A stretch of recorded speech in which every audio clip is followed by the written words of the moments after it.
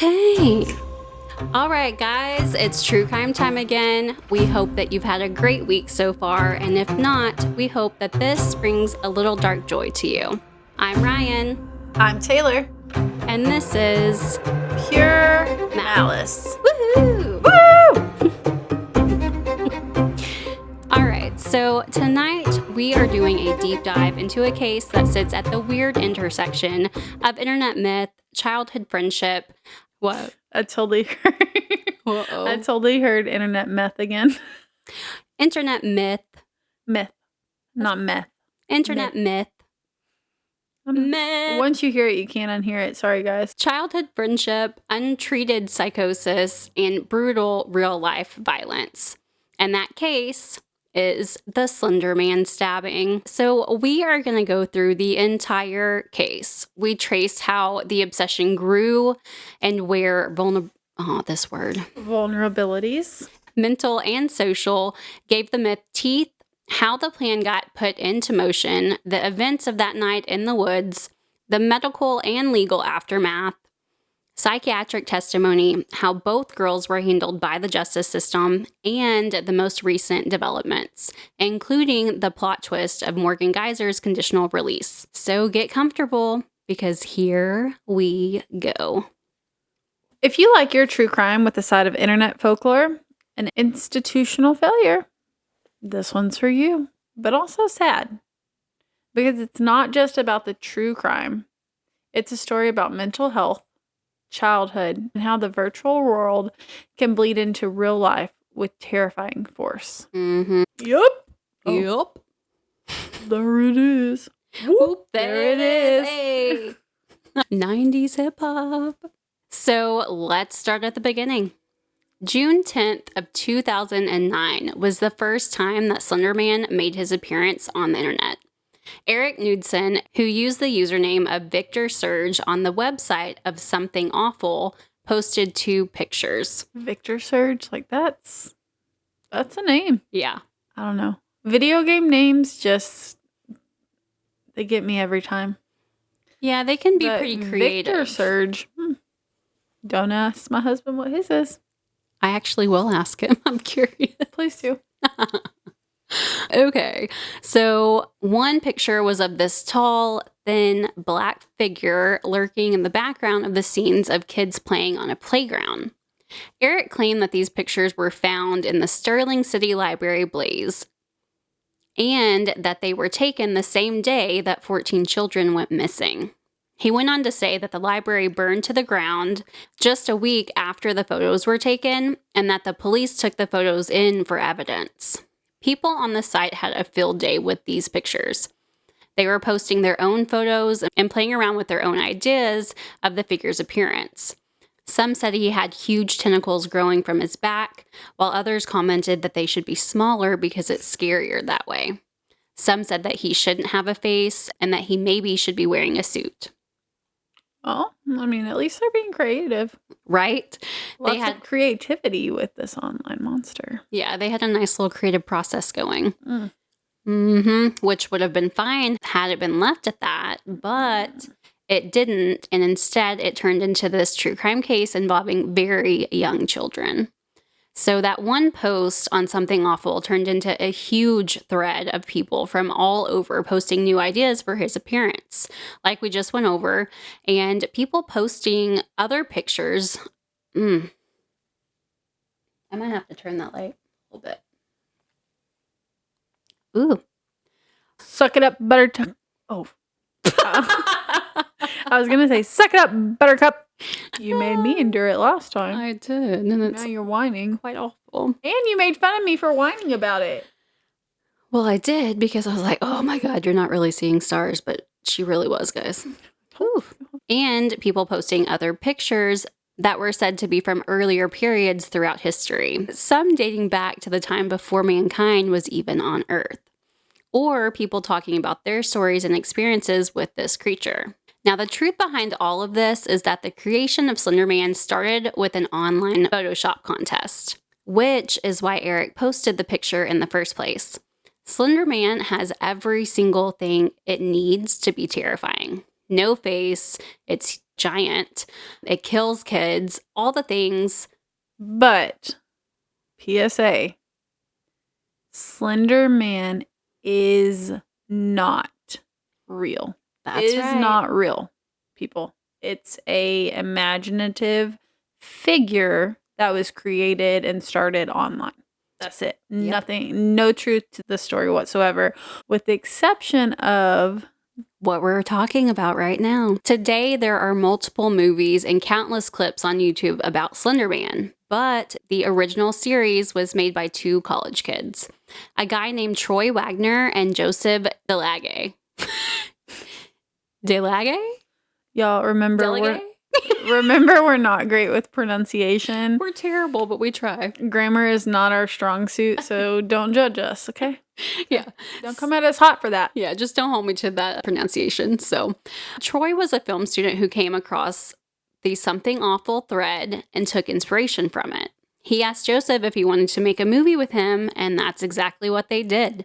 The whole thing was shot with a video camera, so no high-tech equipment, and it gives Blair Witch Project vibes. No thanks. I'll pass. Hard pass. Hard pass. All right. So the plot line is that this guy is working on a film project, but suddenly he just up and quits the project. So his friend goes back to try and figure out why he suddenly stopped and what exactly went down. So as he goes through the footage, he realizes that Slenderman was stalking his friend through the making of the project, and that's why he quit making it. So when they completed their film, they titled it Marble Hornets. No idea why. It's a super weird name, but hey, that's what they called it. I feel like that's like a spin on like a superhero villain instead of Marvel. Maybe, but I still hate it. Yeah, I'm not a fan. Anyways, Me neither. but I'm not here to judge. So No, yeah, it wasn't our movie, whatever. whatever. They obviously did something right because once they posted it online, it ended up being a huge hit, just like the Blair Witch Project. And actually, Roger Ebert tweeted about it, which is kind of crazy. He didn't really say much about it. He was just like, hey, here's this movie. And just FYI, he was a movie critic, a screenwriter, and an author. So imagine that you made this movie just for fun, and someone like him goes and tweets it. It's a pretty big deal. Yeah. See, I'm not super into horror movies, but I do feel like, most critics do already hate horror movies, or not hate, that's the wrong word, dislike them. Mm-hmm. I feel like most critics already really dislike horror movies anyway, so it probably was a really big deal for them. Yeah. I can see that. Definitely was. So over the years, Slenderman made his way to all horror markets and became kind of a modern urban legend on the internet. There's been video games, online forums like Creepypasta, Wiki Fandom, movies, all the things. And they all started from some random post on some website. Yeah. I don't know. Faceless things. I'm good. Yeah, it's pretty creepy. It really does add an extra. That's a little factor that, yeah. I get using your imagination, but the whole faceless, I don't know. It kind of also gives me vibes of urban legend stuff and the Native American. I'm not going to say the name because That's fine. It's a big thing for people. I'll mouth it to you. Oh, yes. It's 100%. that's what it gives me a vibe of. Yeah. Now I totally. That's what it gives me the vibe of, and that Native American oh yeah, that's urban. so true. No thanks, I'm good. That kind of stuff. I don't know. People call me crazy. Who? Or facially? I don't know. Anyways, you can call me crazy, but some people don't understand why me and my husband are so strict about things. So I don't allow my kids to watch the Demon Pop whatever it is on K-pop Demon. Yes, we don't watch that because we don't watch anything that has the word demon in it. My kids aren't allowed to watch anything that has the title demon or devil. We don't I don't even watch scary movies that have the title devil in it. The whole 6-7 thing is a big thing right now. My kids are not allowed to say it, and they get in trouble, big trouble. Yeah. And I even got on to Mom the other day about it because she's like, it's not a big deal. I'm like, no, it's a big deal. Like she was letting them say it? Yeah, like she thought it was funny. Her and B, like they thought it was so funny. And I'm like, no. And Mom's like, it's not a big deal. I'm like, okay, watch this video. Yeah. Tell me it's not a big deal. And then I bet she was on board. And then she's like, oh my God. And of course, Dad in the background. See, I told you. I'm like, oh my gosh. Yeah, he's always something to say after the fact. But I'm like, there's a reason behind us not wanting them to watch certain things, not being able to say certain things. Like my kids don't say fart. They say toot. And for good reason. It's a gross word. My kids aren't allowed to say the word stupid or dumb. Like they'll be like, Mommy, that's a cuss word. Yeah. Like, you know, there's just a lot of things that I have a choice to expose my children to. Mm-hmm. And I don't know. Yeah, the faceless thing, like all that, I'm good. I mean, I totally understand that. Like this right here is like one of the major reasons I won't allow my kids to do like Roblox or for good reason Minecraft or any of that kind of stuff. Honestly, it really is like there's stuff out there that it is a predatory site. Oh, absolutely. So many of them.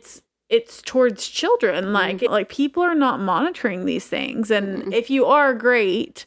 I'm not saying don't let your kids or whatever. Like you do you. But like for me and mine, that is the reason my kid is begging for certain things like Minecraft and Roblox. And I'm like, no, I'm so sorry. We're not like even with all the censors, like web-based game, and you can't play it without being on the web or like using internet. I'm good. We're not going to do it. And you're going to hate me for it your entire childhood. But like later on, you're going to realize why. Yeah, it'll be fine. I'm all right. Yeah. Call me mean one more time. Well, this case is exactly why more parents should pay more attention to stuff like that. I don't know. It's just crazy to me. Yeah. So, whatever. So, all of the articles that I read about what makes Slenderman so creepy kept saying it was the ambiguity. So, he can basically be whatever takes over your mind. So, he's basically everyone's worst nightmare. It reminds me of the Harry Potter, the mirror that's right there. Yes. And he has a Death Eater that comes at him and he like has to stop it in front of the class. It reminds me of that scene. Anyways, okay, keep going. Okay, so most people who are into Slenderman are into it for the level of entertainment. So for the entertainment purposes of it. Sorry, keep going. But you have to think of all the kids out there who came across it too. Oh, and this... Sorry to cut you off. That's fine. This right here is why I continue to tell somebody in our family, like my kids don't need to be on YouTube. Because there's so much stuff like this kind of stuff that pops up on YouTube and it's just like you can have it can be kids YouTube, it can be filtered, but people put it out there and like it's for a reason. Like yes, and I agree with you about kids not needing to be on YouTube. Nope. Sorry about Snapchat, all of it. Like you just don't need to be. Yeah, I agree with that. And if you remember with the Blair Witch Project, they marketed it as if the footage was real. Footage of real teenagers who really experienced that as they hiked through the woods. Yeah. And the same thing was done here with Slenderman on the internet. So it really was a terrifying thing for all of these kids who thought that it was real, which is exactly what this case is about. Well, and kids, they have such creative imaginations. And the thing is that, what makes this case so unique is that, on top of a kid who already has a very overactive and creative imagination, there's more and more that goes into it. There's also like a level of mental health and, absolutely, like all the different things, and there's no coping. Like you as an adolescent or a teenager, you're not cognitively there enough. Right. You're still developing. Yep. It's just, you can't turn it off. And you get to a point where you can't figure out what is fake and what's reality, unfortunately. Yep. So, like, for these two teenage girls in Wisconsin, Morgan Geiser and Anissa Ware, they were completely obsessed with Slenderman and believed that they, had to prove this allegiance to him before they could go on and live in his mansion.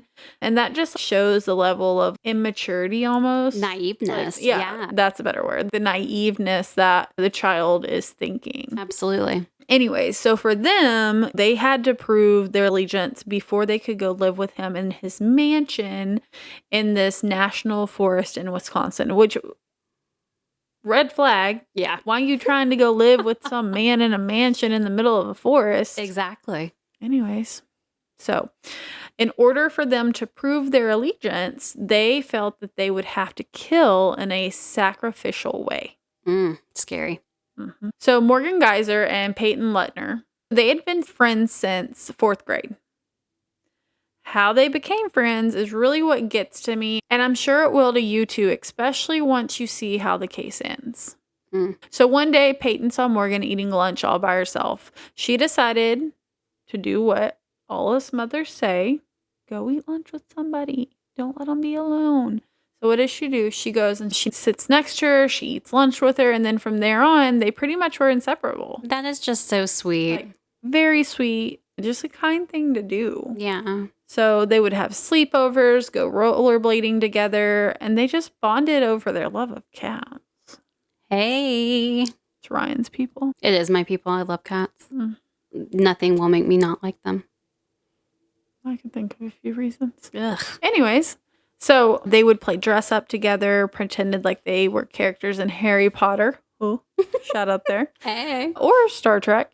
Morgan really loved Star Trek. So it was just very like a wholesome and very innocent friendship, as you would think any friends at that age would be. They were friends from 4th grade to 6th grade, and it seems like they were just a little bit younger than everyone else. Like the youngest in the grade. Yeah.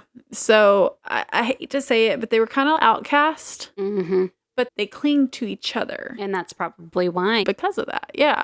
So in 6th grade, Morgan made a new friend while waiting for the bus. That brings in a third girl. That's never good. Three's a crowd. Yeah. So this new friend was Anissa Ware. And together, Anissa and Morgan became obsessed with Slenderman after seeing the creepypasta post online. And Anissa was the one who showed Morgan Slenderman. Now, Peyton didn't really want anything to do with Slenderman. She thought it was terrifying and was basically like, you guys go ahead with it, but I'm good. So she was trying her best to support her best friend's new friendship. But as anyone who's been a young girl or has a daughter knows, 3 girls together is usually pretty tricky. It just doesn't turn out very good. So obviously the Slenderman obsession brought Morgan and Anissa closer, which is a scary thing to me. 2 middle schoolers sharing creative worlds. And while it's not the interest itself, it's when the world they share starts to erode reality that brings it into dangerous territory. So this had Peyton feeling a little bit left out, you know. And Morgan and Anissa seemed to almost prey on Peyton with it. They would send her links to creepypastas and be like, oh, Slenderman's going to get you in your sleep. Like, what little turds. Yeah. I understand it's just like kids being kids, but... Well, I feel like if you were looking at the situation from the outside in, like, you would almost say, oh, it's just kids teasing kids. And like I said, 3's a crowd with little girls. A lot of times, like, you need that 4th person. Like, they got to have their little buddies, their little pairs. And so for me, looking back, like looking through this case, Morgan was definitely showing signs that her mental health needed attention. Oh, absolutely she was. I've said it before in other cases, but, you know, hindsight is 2020. She would have... So she would have outbursts in class. She would save insects and throw them at kids during class. Which she obviously was doing this to terrorize kids. Yes. You know? And you say that, but it's like little kids do this stuff all the time. So like it is kind of normal, but it seems like she kind of took it a little too far. Yeah. And on one occasion, her mom was called to the school because she brought a hammer to the school.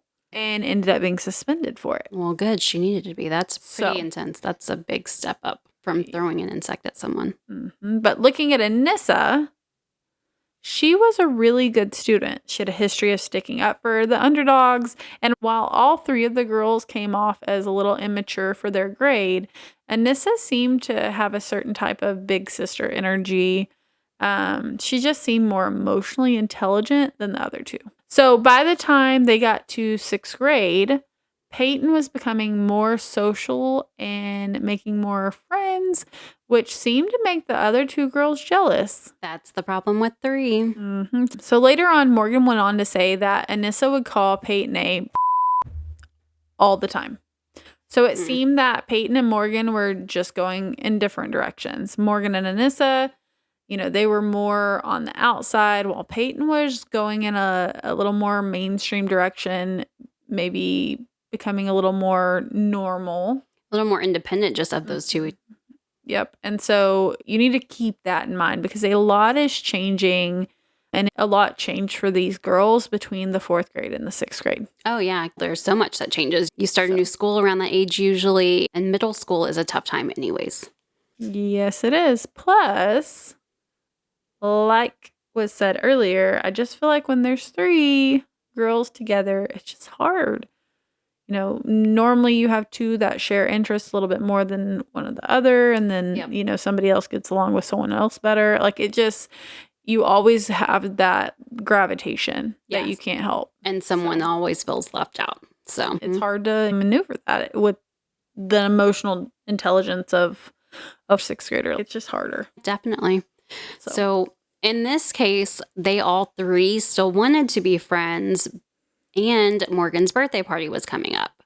She turned 12 on May 16th, and 2 weeks later, on May 30th, she was going to have a birthday party / sleepover to celebrate with both Anissa and Peyton. It was a Friday night, and Peyton's mom recalled, "Friday night, and I just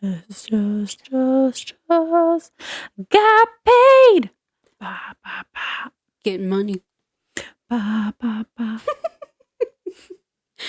Oh, gotta love NSYNC, man. Okay. At first, I wasn't going there. I was going, what's the other one? The Friday night. At first, I thought you were going with a different I was one. gonna go that way, and then that one just came out, and I was like, oh, I'm gonna go with it. I like that one better anyway. Okay. Okay. Anyway, so You're welcome for our musically inclined our talents. non musically inclined selves. We're talented. I feel like people just watch us and they're like, man, they're idiots, but they're funny idiots. I feel like people can relate. By the way, while we're talking about this, I have an idea. Okay. For one of our Christmas episodes, we need to do a Christmas killer one, right? But I feel like we should totally dress up as our favorite characters. I'm so down with any kind of dress up. Obviously, you're going to be... I don't know. I might be Cindy Lou Who. I was going to be Cindy. I don't know if I can pull off the green. That's fine. All right. So it was a Friday night, and Peyton's mom recalled just how stoked she was to go to the sleepover. Stoked? What are you, in the 90s still? I still use stoked. What would you prefer me say? I don't know. She was super excited. Pumped. She was so pumped. I feel like that's older. Pump it up. Pump it up. Pump up the jam. Pump it up while your feet are bumping. We both don't know the words. Pump up the jam. I wonder why it takes us so long. I know. Pump up the jams. Pump it up while your feet are stomping. Look ahead. The crowd is jumping. Pump it up a little more. Get the party going on the dance floor. See, because that's where the party's at. And you'll find out if you do that. Oh, a place to stay. Get your booty on the floor tonight. Make my day. Oh, a place to stay. Get your booty on the floor tonight. Make my day. Make my day. Make my day. Make my day. Taylor's getting it. Yo, pump up the jam, pump it up while your feet are stomping, and the jam is pumping. Look ahead, the crowd is jumping. Pump it up a little more, get the party going on the dance floor, cause that's where the party's at, and you'll find out if you do that.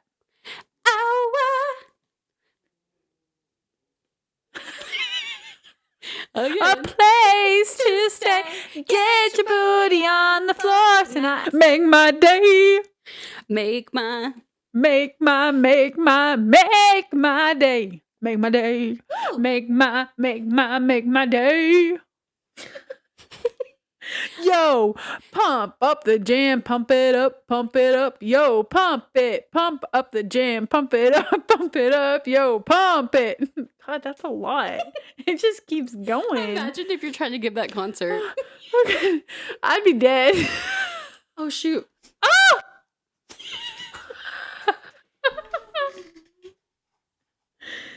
Okay, so it was a Friday night, and Peyton's mom recalled just how pumped she was for this sleepover. The three girls went roller skating for hours, and then they went back to Morgan's, where they just hung out until they went to sleep. Peyton remembered it being weird that Morgan didn't want to stay up all night, because usually whenever they had sleepovers, she always wanted to. But this time, which was her birthday party, she didn't, and it stood out to Peyton. Later, Anissa said that Peyton accidentally kicked her in the face while they were sleeping, and she said, "So I kicked her back on purpose." This right here I did chalk up to just kids being little kids, but I'm going to say kids are kids because I know a little girl that might have pulled somebody else's ponytail during nap time on purpose. man. So just kind of kids being kids there, but at the same time, yeah. So the next morning, Anissa and Morgan woke up before Peyton did, and they went downstairs without her. And they were having donuts for breakfast. Do you remember that at sleepovers whenever you were younger? I was never the last one to wake up, but I feel like that's not a good feeling. No, because I was also never the last one. We'll have to ask Brittany about that. No, I can't relate to this. I always woke up first, too. Okay, so anyways, so they went downstairs and they were having donuts for breakfast. They hung out, they played dress up, they played with silly putty, and they were mixing it with granola and throwing it on the ceiling. I mean, I do remember silly putty, and I feel like if we ever threw it on the ceiling, we would have been like Pop Pop City. Listen, I threw that on the ceiling all the time, but I wouldn't chunk it up where it would stick for years. I would do it just light enough where it would just catch parts of it. That way it would fall back down. Do you remember getting that in your hair? Like, you would have to cut it out. I actually don't know if I ever got that in my hair. But yeah, because you were too busy throwing it up on the ceiling for it to drop down on somebody else's head. No, like I said, I did it just light enough. I had it figured out, and it would just fall right back down, so I could just keep doing it. And now we know what's wrong with her. Whenever. Until finally, they got the idea to ask Morgan's mom if they could go to the park together. And I do want to mention here that any other time Morgan's mom would say no, like, you're 12, you're not going to the park alone. But it was her birthday party, it was the middle of the day, and there were 3 of them, so she said, all right, that's fine, go ahead. But she told them to be back by a certain time.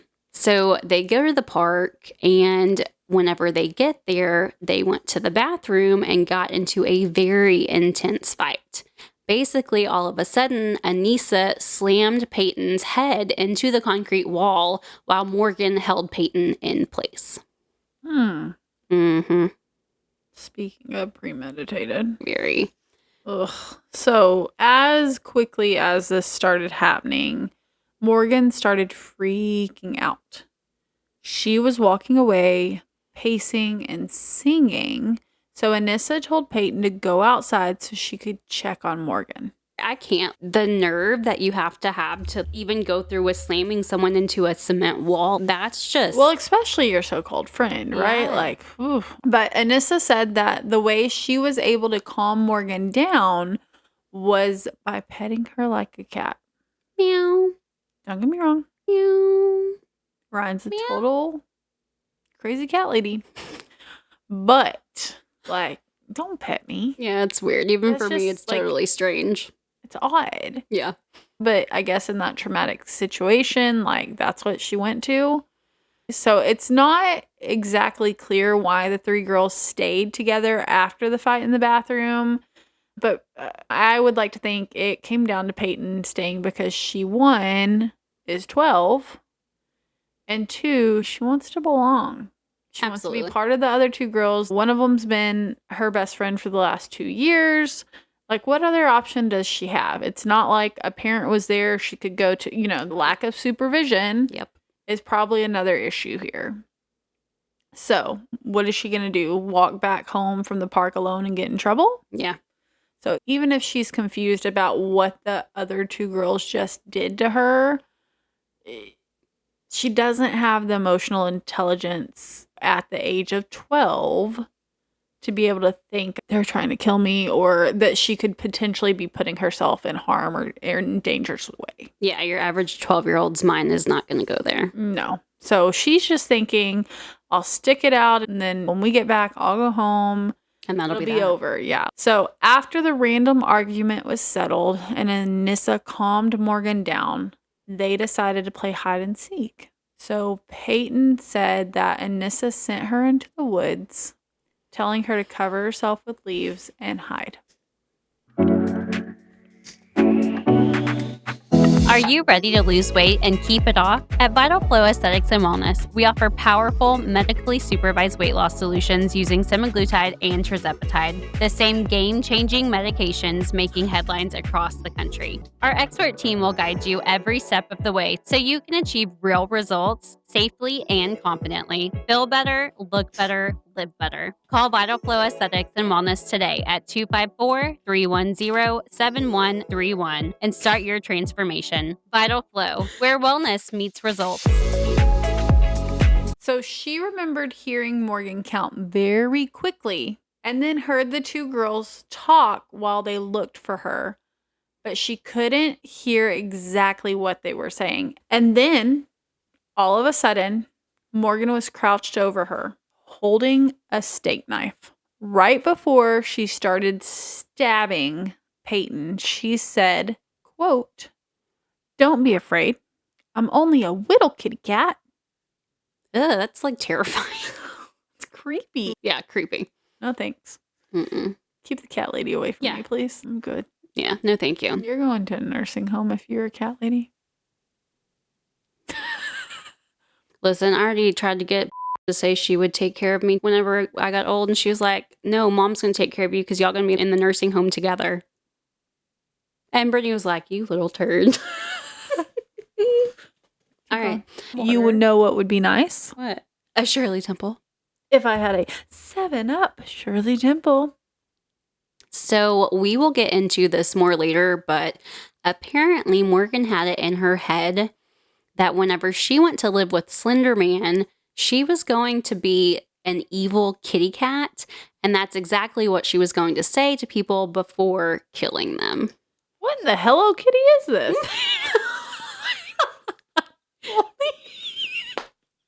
But Okay. for real, what in the Hello Kitty? Yeah. So just sit with that for a second, guys. Like, how terrifying is that? Okay, so I take the what in the Hello Kitty back, and what in the La Boo Boo is that?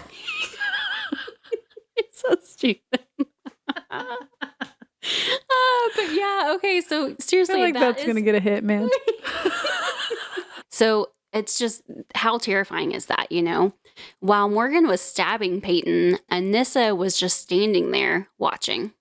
What Peyton didn't know at the time is that the talking that she could hear but couldn't make out while they were looking for her was actually the two girls arguing about who would be the one to stab her. Anissa kept handing the knife that they had taken from Morgan's kitchen back to Morgan and telling her, you need to take this and do it because I'm, quote, too squeamish. Right before Morgan said her kitty cat line and started stabbing Peyton, Anissa said to her, quote, kitty now, go ballistic.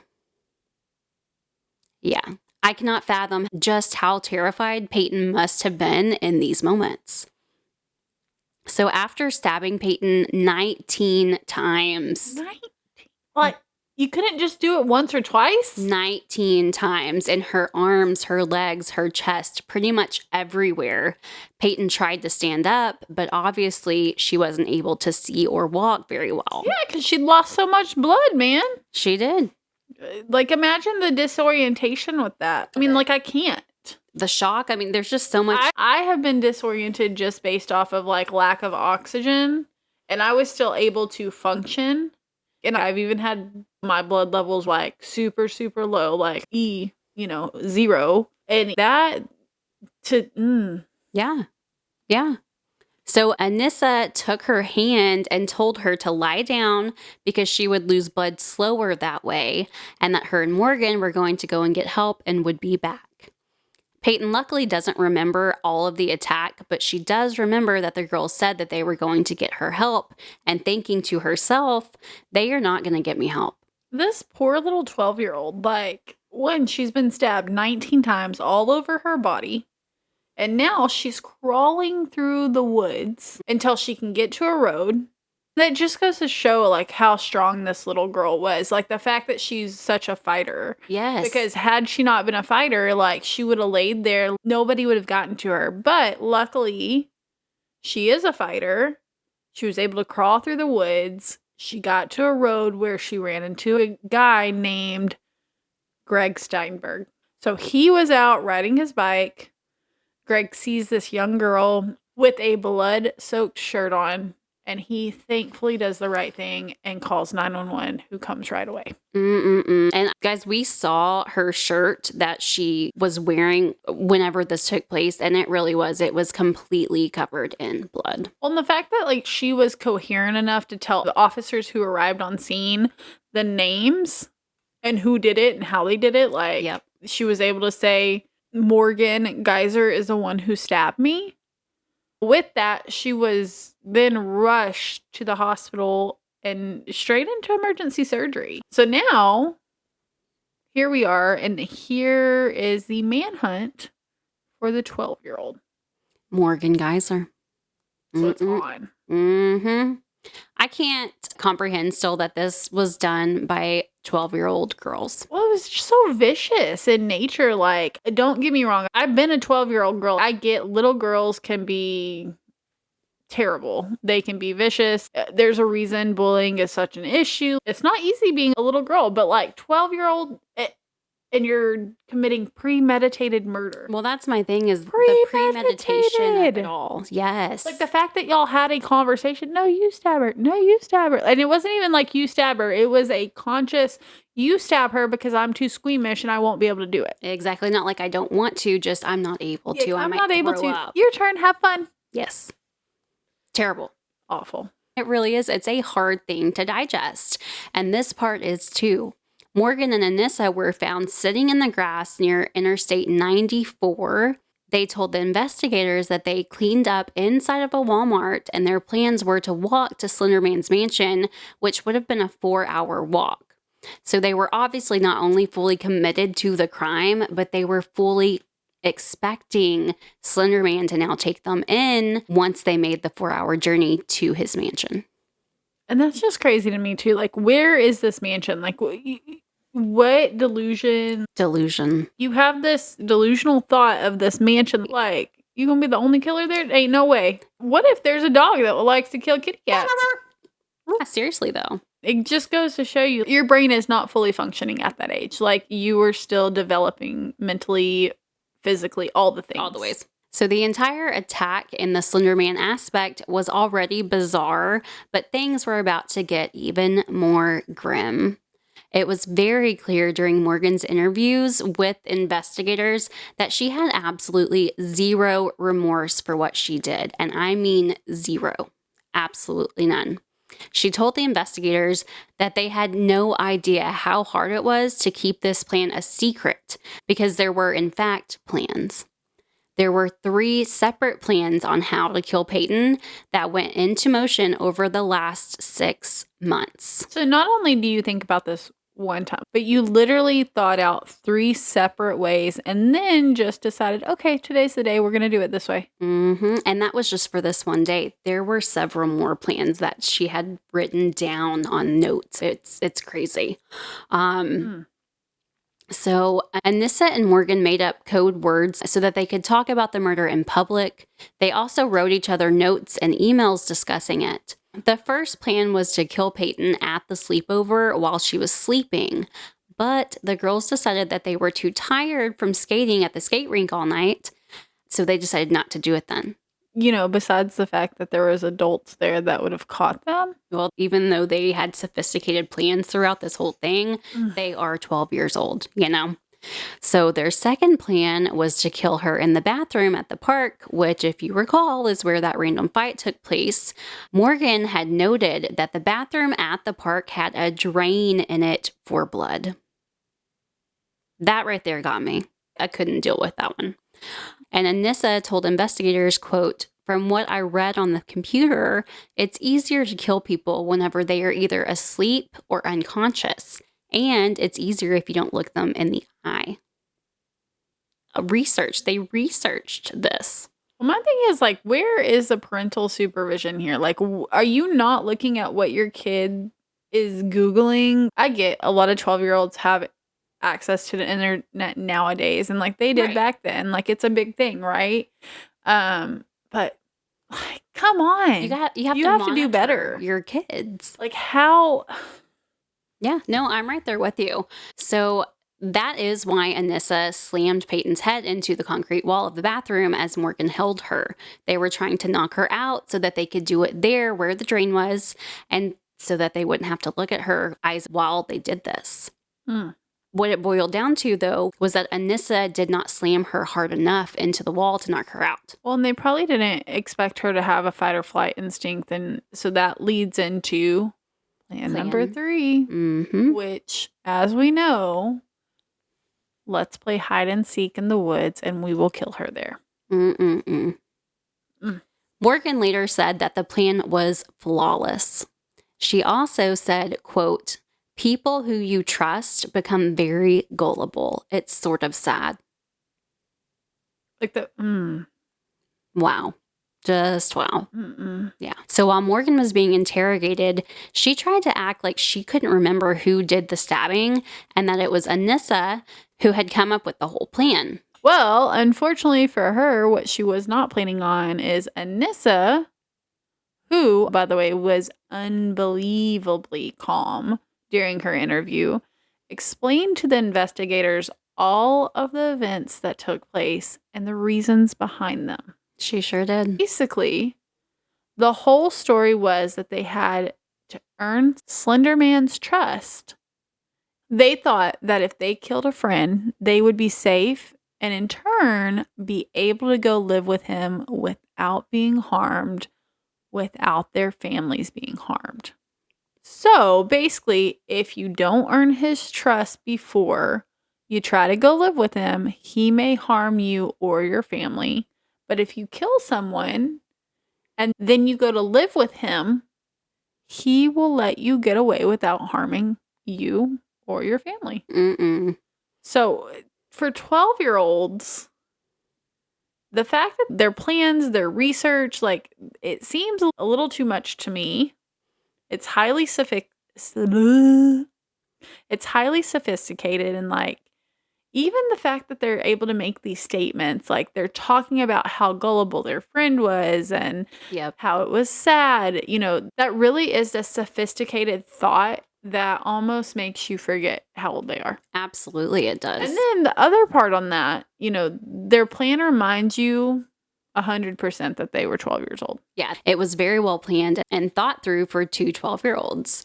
So later we will see that there's so much more to it. Yeah, definitely looking at the mental health aspect and mental illness going on here. That's exactly right. So being 12 and obviously very naive comes into play, as we've talked about already. But 2 hours into her interview, Anissa asked where Peyton's body was, and the investigators told her that she lived and that she was at the hospital undergoing emergency surgery. Anissa's entire body perked up, and she said, "Oh, so will I be able to go back to school then?" Like, what they did was just going to be swept under the rug, and they wouldn't have any consequences because Peyton didn't actually die. So the kids at school became aware of what happened to Peyton, and they wanted to show their support for her by painting whiskers on their faces because Peyton loved cats, and she would often draw whiskers on the back of her hands. And even though it was a sweet thought, because prior to this, Peyton did love cats. Some of the adults knew the details of the attack and specifically about what Morgan said to Peyton before stabbing her, so the kids were not allowed to do this for her. Well, thankfully, some adults stepped into that. I mean, it could have been viewed very innocently, but like the trauma factor there. Absolutely. Ugh. So whenever Morgan's room was searched, they found over 50 pictures of Slenderman that she had drawn herself with captions that were written in all capital letters saying things like, always watches, no eyes, never alone, better dead. And some people may be saying, so what? What's the big deal? She was a creative kid with the creative outlet of drawing. But whenever you tie that into other things, like bringing a hammer to school, her statement about how gullible friends can be, all the red flags start adding up. I'm sorry, there should be a red flag if you see your 12-year-old is putting the word dead. Like, it's not just a rap song you heard. Like, there's things behind this stuff. I don't know. And another thing to consider, too, is that we don't know what was maybe taking place at home. Like, I do think environment plays a big factor in these things, or it can play a big factor in these things. But maybe, look at getting counseling for your kid. Look at some sort of treatment for her, if you're seeing these things, or if she brought a hammer to school. And something I want to say about this case, too, is that the parents of all of the kids that were involved seemed to grieve for each other. There wasn't really too much finger pointing. The parents all seemed to really just feel for each of the other parents. So they found the drawings of Slenderman, right, that were in Morgan's room at home. And they also found drawings in her locker at school. But at home, they also found mutilated dolls in her room. The dolls were missing heads, arms, legs, hands. Her computer showed hundreds of searches for, quote, how to get away with murdering someone. And this one is actually sad. Another thing that she looked up was, what kind of insane am I? That is sad. Like, she knew something was off, something was going on. And the fact that she could pinpoint it, but like still didn't have the capacity to be able to be like, I need help, also goes into age. Absolutely. According to the New York Times, quote, the police chief, Russell Jack, called the attack on the girl 12 a wake-up call for parents and urged them to closely monitor their children's use of the internet, which he said, quote, can be full of dark and wicked things. And he's not wrong. No, but at this point, the internet had been around for a whole minute. You would think that parents were already doing this. Well, you would have thought like instant messaging chat would have taught you something. Yeah, for sure. Like, it's just crazy to me. But so the question now is whether or not to try the girls as adults or to try them in juvenile court. So if they were tried in juvenile court, they would not get much time. Would end up doing a lot of community service. And, even if they got the full sentencing of that, you're done at 18. For a premeditated murder, like, I wholeheartedly feel like they consciously were able to think this out. I don't know. I have trouble with this one because I don't think what they did 6 years is enough to figure it out. I just feel like there should be more. I agree with you. The judge felt as though they posed a serious threat to society and that there was enough evidence to point to first-degree intentional homicide. Mm-hmm. And according to the Milwaukee Journal, quote, in Wisconsin, if a child is charged with that offense as young as 10, the case must start in adult court. So, as we've already said over and over again, this case has so much premeditation that really had to be considered very carefully when looking at this case. At one point of Morgan's interview, they asked her what she felt when she was stabbing her best friend, and her response was, she didn't feel anything. It just felt like air. It was just stab, stab, stabby, stab. And she was motioning like she was stabbing as she said it. Like, that just speaks volumes, just nothing. It was just air. Mm. No feeling. Like, no care in the world about it. Mm-hmm. So Morgan's parents were not as mainstream as others. Some of the media had a field day about several things whenever it came to her parents. And one of those things was a birthday card that her father sent her mother.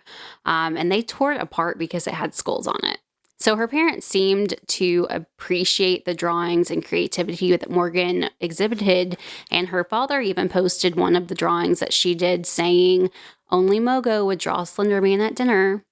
So they were supportive of her unique interest and her creative outlets, and I think that was them trying to show up as supportive parents, which is awesome. We love that. But at the same time, I also think that something like that, you really have to keep an eye on it. So the decision was made to try both girls as adults, and Morgan was diagnosed with early onset schizophrenia during her trial.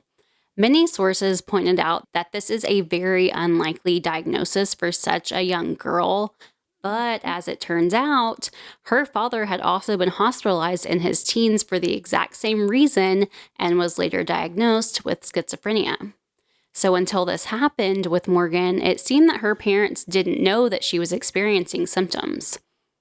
Morgan ended up taking a plea deal so that her insanity defense would not be challenged, and she pled guilty to attempted first-degree intentional homicide. She received 40 years in a state mental institution.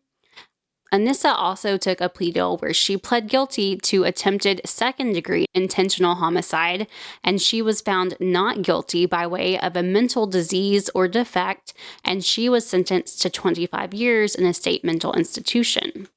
And Taylor, I want your thoughts on this. So I know that a lot of people thought that they should have been put in a prison. And I mean, the whole point of prison is obviously to reform, right? But I feel like the girls needed help and that the state mental institution was the right place for these two girls, given that one, they were 12. But two, a facility like that, they could get treatment and counseling that they needed to get them to a manageable place and learn how to live with their diagnosis. So I don't think that would have happened in prison. Yeah, I mean, I agree to an extent. I don't necessarily think that 25 years in a state mental institution, I think that that's definitely where she should have started. But I think that eventually they should transition to actual prison and serve the time, because once you have somebody typically medically managed and you continue to maintain that, there's other programs within the prison system that, they're not necessarily set up for getting someone managed, but they are set up to try and support in that management. And I say that all to say, I don't really know what resources they have in Wisconsin. Yeah. It can't be any, no offense to anybody, but it can't be any worse than what we have here in Texas.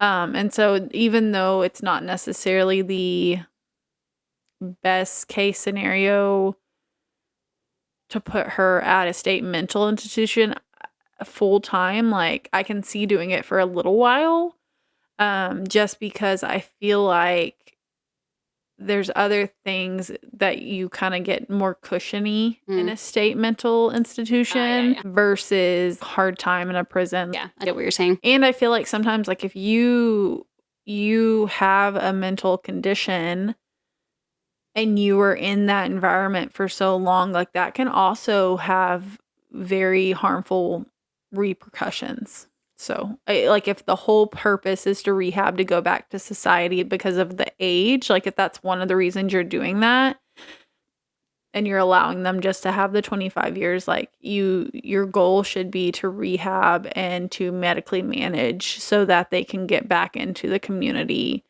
and be some sort of functioning, contributive, person in society. Yeah. So Lisa Miller, who wrote the article Slenderman is Watching for New York Mag, went on to say that Anissa was a model prisoner who follows all of the rules. She has good days and bad days. She's done the 7th grade history curriculum twice, so she was pretty smart. But she has breakdowns from time to time and has been put in a straitjacket, and she's also been put on suicide watch. So she obviously was still struggling to balance her mental illness. She went on to say that Morgan has been able to get a lot of the psychiatric help that she needed. She was also diagnosed with oppositional defiant disorder, and her doctor testified in court that she had been suffering from hallucinations since she was 3 years old. She would see vivid pictures on walls and have imaginary friends. See, I feel like that would be really hard. I wanted to ask you about this too. Granted, I don't have a PhD or anything, but I just feel like that's, I won't say like a full stretch, but like to me, it's stretching it just knowing what I know, like DSM-5 and the diagnosis. I just feel like to say that she was already suffering from hallucinations at 3 years old, typically they're not able to like vividly recall their own memories from that age anyways. So that's the thought I had. So like, I don't know. I don't know if I necessarily agree with this. They were probably spot on, especially given family history, the schizophrenia, even diagnosing her, because most children that age don't get that diagnosis till like later teenage years and like lower 20s. The oppositional defiant disorder is like spot on for me. Tell me what this is. Oppositional defiant disorder. That's like your anger outbursts, like your inability to control or gauge those emotions. Very vindictive, like defiant by nature, argumentative, but more than just your traditional, no, mom, I don't want to clean my room. Like this is like you are vengeful. Okay. Does that make sense? Yeah. I didn't know what it was. Yep. I just felt like any parent could look back at their kids having imaginary friends and be like, oh, that's a cute, normal, childlike thing. Man, I still remember Tracy. I was totally going to bring Tracy up. You look like me with brown hair, and I was blonde as a kid. And that was something that I feel like our entire family, like, we supported you in that. We were all about it. Yeah, y'all also made fun of me, too. No, we didn't. Maybe later in life, but at the time, we were all about it. We even had a couple of Brittany's friends call you on the phone and pretend to be Tracy, and you talked to them, and you were super, super excited about it. Like, it was something that we all thought was cute, you know? I'm pretty sure we had a seat in the car for Tracy. We did, and at the table as well. Yeah, she was my best friend. What do you expect? Yeah. She looked just like me, y'all. It was just a cute thing, you know, but I was not in any way, like, hallucinating. No. You weren't. No, let's make that clear. She was not. That's what I'm saying. I feel like that's semi-normal because we've already determined I'm the most normal out of our family. Ugh. Anyways, yeah. So I just felt like that part was normal. And even with saying that she saw faces on the walls and stuff, I feel like that can also be chalked up to a child's imagination. But well, it can be chalked up to like a bad dream. Yeah, there's lots of things that you could probably night put terrors, all these things. Mm-hmm. But later on, you know, now that we know that her father was diagnosed at an earlier age with schizophrenia and was hospitalized, knowing that, I feel like why were they not paying maybe a little bit more attention to some of those things that can come with that? Yeah, I agree with that. And I'm not trying to blame a parent. I'm not. I mean, obviously parenting is hard, but it was just something that I would feel like you would look out for. So before we get into any more, this is where we're going to leave you. So next episode. Up next. Yeah, I like that one better.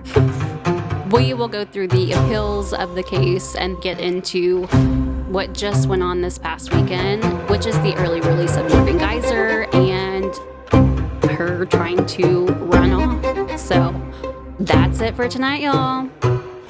Thanks for listening. I'm Ryan. And I'm Taylor. And remember, it's not just crime. It's pure malice. That's it.